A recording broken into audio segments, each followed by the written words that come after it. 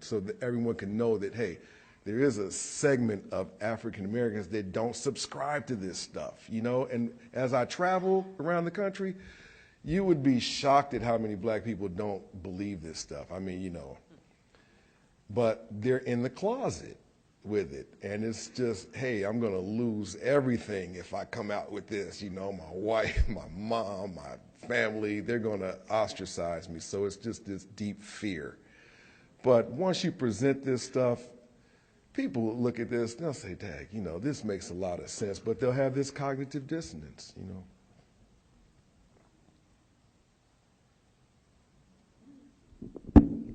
Ready for another one?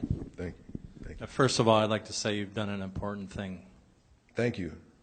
And second of all, could you talk more about the money and how these wolves exploit the black community all the way back from the Civil War and to the present today?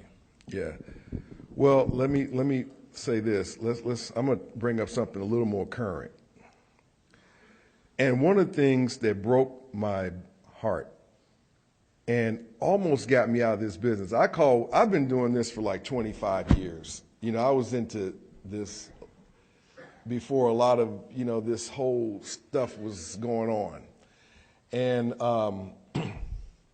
but what happened recently this year almost made me give it up. I call it the Harriet Tubman business that I'm in, you know.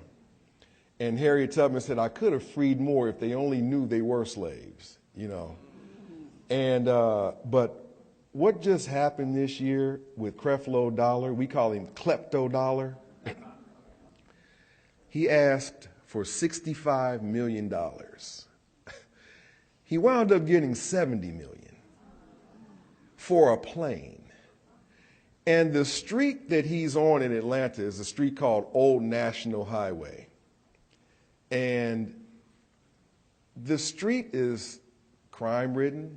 There's all kind of stuff that goes on that street. And you get a plane so that you can go out and preach mythology around the world, but there's no way to measure whom you've reached, or what the effect of them being reached is going to have on society. There's no way to measure it. And I thought about all the elderly people who could have got their mortgages paid. I thought of the science and math academies that you could have built with that money. I thought about the young men, African-American men who have felonies, who are now disenfranchised for life. Let me tell you, I did a lot of things when I was coming up as a teenager. I just didn't get caught. Okay, I'm no better than a lot of the young black men who have felonies but will never get an opportunity. And so you have this, you hold this against them for life. Look at all of the training, the $70 million. You could have, you know, created trade schools and got them just so much beside a jet